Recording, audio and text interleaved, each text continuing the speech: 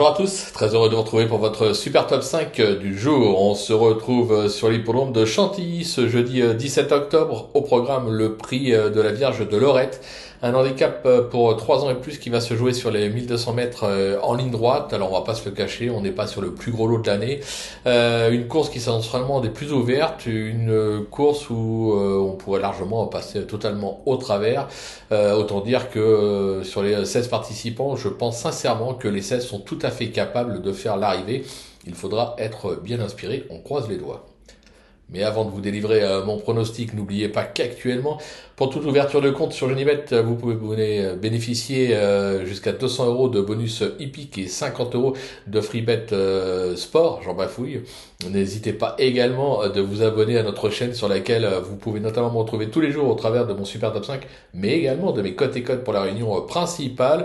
Vous pouvez également aller vous balader sur les réseaux sociaux pour y retrouver le prono de notre ami Flo Gautreau. Allez, sans plus attendre, je vous délivre mon pronostic et restez bien avec moi jusqu'à la fin de l'émission pour connaître mes impasses risquées. En tête, ce sera l'As Tudobim, le 13 Babassim, le numéro 12 King Rob, le 2 Will West, le 6 Drogo et le 16 Cannes.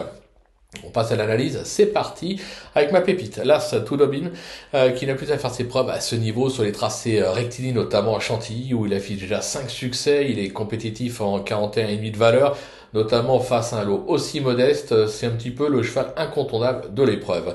Mon coup de cœur, ce qui ne sera pas celui de tout le monde d'ailleurs, le 13 Babassim, qui a maintenant 2 courses dans les jambes et devrait approcher de son bon niveau. Se protéger de Jory Gossens a maintes fois prouvé son aptitude au tracé rectiligne avec de nombreux succès et accessites. Il aura son terrain, un conseil, ne le négligez pas. Pour le bruit d'écurie, ce sera le numéro 15, King Rob, qui traverse une belle passe comme l'attestent ses 2 dernières sorties à Vichy et Chantilly. Ce pensionnaire de Mathieu Boutin s'est déjà imposé à ce niveau en valeur 34,5.